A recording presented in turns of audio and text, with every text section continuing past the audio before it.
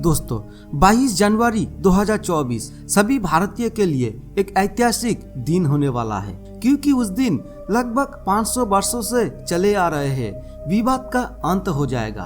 भगवान श्री रामचंद्र को भारत के अयोध्या शहर में भगवान श्री रामचंद्र की जन्मस्थली में विराजमान किया जाएगा। 1528 में शुरू हुआ संघर्ष आज करीब 500 साल बाद खत्म होने जा रहा है। लेकिन दोस्तों, क्या आप इस राम मंदिर का पूरा इतिहास जानते हैं? हिंदू ऐसा क्यों सोचते हैं कि भगवान श्री रामचंद्र का जन्म उस विवादित भूमि पर हुआ था? मुगल बादशाह बाबर के समय में हिंदू मंदिर को तोड़कर मस्जिद कैसे बनाई गई, और आखिर सुप्रीम कोर्ट के आदेश से विवादित भूमि पर श्री रामचंद्र की पुनर्स्थापना कैसी होगी? क्या आप इन सभी सवालों के जवाब जानते हैं? अगर नहीं पता तो इस वीडियो को अंत तक जरूर देखें, क्योंकि आज के इस वीडियो में हम इन सभी सवालों के जवाब देने जा रहे हैं। लेकिन उससे पहले आप में से जिन लोगों ने अभी तक हमारे चैनल को सब्सक्राइब नहीं किया है, वे हमारे चैनल को सब्सक्राइब कर ले और बगल में मौजूद बेल आइकॉन को भी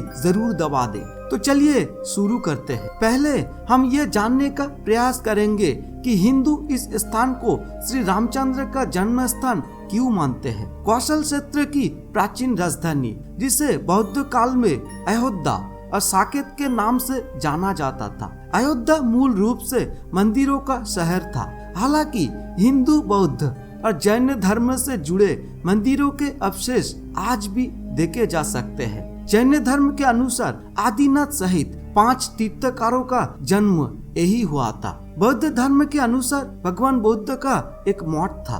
दरअसल पुराण के अनुसार भगवान राम के पूर्वज विभीषण के पुत्र वैवस्वत मनु अयोध्या में रहते थे। तब से लेकर महाभारत काल तक सूर्यवंशी राजाओं ने इस शहर पर शासन किया था। यहीं पर भगवान श्री राम का जन्म दशरथ के महल में हुआ था। महर्षि वाल्मीकि ने भी रामायण में जन्म स्थान की सुंदरता और महत्व की तुलना अन्य इंद्रलोक से की है। जैसा कि वाल्मीकि रामायण में वर्णित है, अयोध्या नगरी धन और रत्नों से परिपूर्ण है। कहा जाता है कि भगवान श्री राम के जल समाधि लेने के बाद कुछ समय के लिए अयोध्या वीरान हो गई थी, लेकिन उनके जन्म स्थान पर बना महल वैसा ही था। भगवान श्री राम के पुत्र कुश ने फिर से राजधानी अयोध्या का पुनर्निर्माण किया।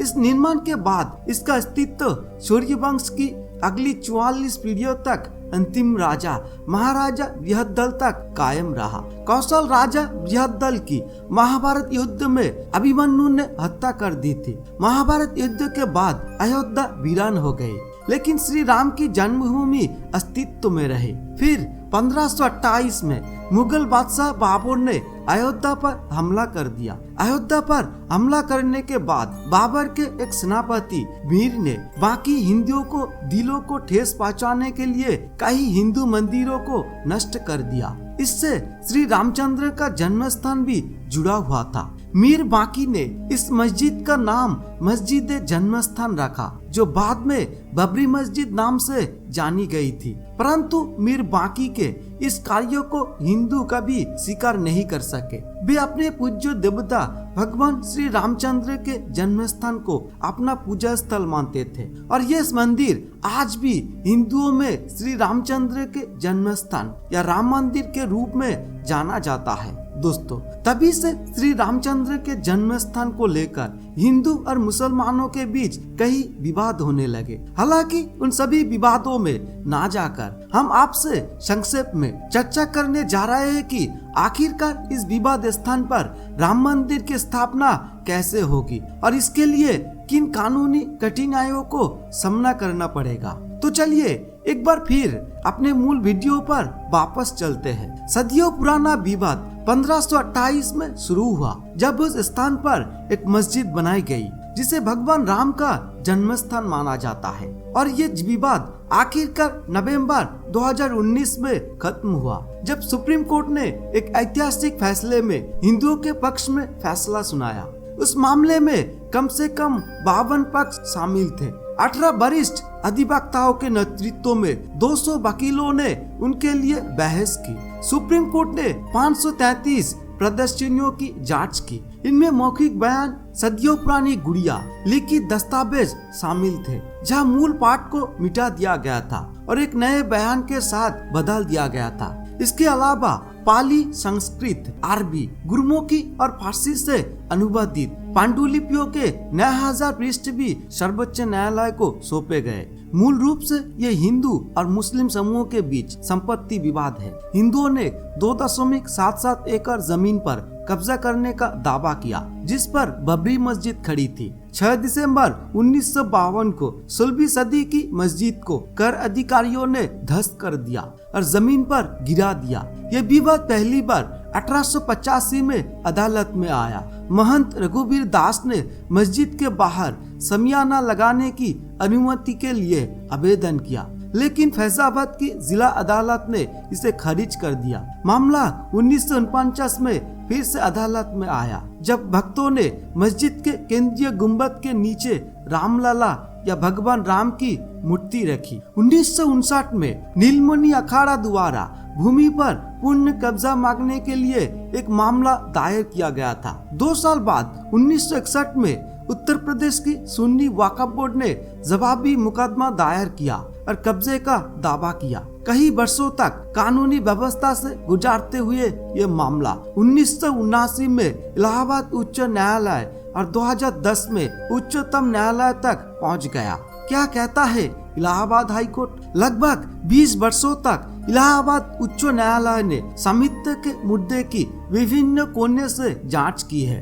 अंत 30 सितंबर 2010 को उस अदालत की 3 न्यायाधीशों की पीठ ने 2:1 के बहुमत से भूमि को नीलमणि अखाड़ा, सुन्नी वक्फ बोर्ड और रामलला के बीच समान रूप से विभाजित कर दिया। मामला सुप्रीम कोर्ट तक आया। 9 मई 2011 को सुप्रीम कोर्ट ने इलाहाबाद हाई कोर्ट के फैसले पर रोक लगा दी। इसके बाद में मामला एक तरह से ठंड बस्ते में चला गया है। लेकिन 2016 में भाजपा नेता सुब्रमण्यम स्वामी ने पूजा करने के अपने मौलिक अधिकार को लागू करने के लिए राम मंदिर के पुनर्निर्माण की मांग की। नतीजा ये हुआ कि मामला फिर से जिंदा हो गया। उच्च न्यायालय में स्वामी की याचिका के तुरंत बाद याचिकाओं, प्रति याचिकाओं और अंतिम याचिकाओं की एक श्रृंखला आ गई। उस समय लोकसभा चुनाव को लेकर तनाव के माहौल में इस मुद्दे ने राजनीतिक ध्यान खींचा था। लेकिन 14 मार्च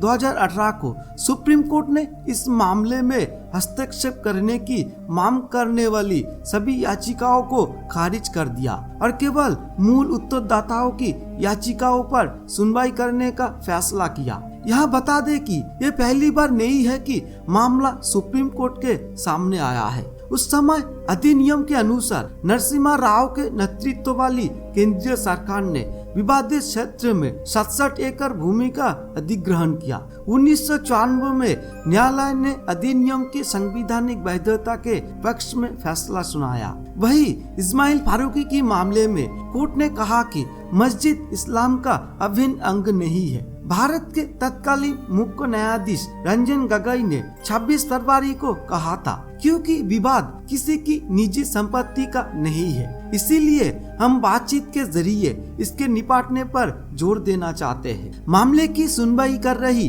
5 जजों की संवैधानिक पीठ की अध्यक्षता जस्टिस गोगोई कर रहे थे। वर्तमान मुख्य न्यायाधीश जस्टिस एस.ए. बोबडे ने कहा, अगर निष्पक्ष समाधान की 1% भी संभव न रहे तो हमें प्रयास करना चाहिए। तमाम कोशिशों नाकाम होते हुए संविधान पीठ ने 6 अगस्त 2019 से मामले की सुनवाई शुरू की। 40 दिनों की मैराथन सुनवाई के बाद जमीन विवाद खत्म हो गया, जब 9 नवंबर 2019 को सुप्रीम कोर्ट ने सर्वसम्मत फैसले में हाई कोर्ट के फैसले को रद्द कर दिया और जगह का पूरा कब्जा रामलला को दे दिया। शीर्ष अदालत ने केंद्र को राम मंदिर निर्माण की निगरानी के लिए एक ट्रस्ट बनाने और वक्फ बोर्ड को 5 एकड़ जमीन देने का निर्देश दिया।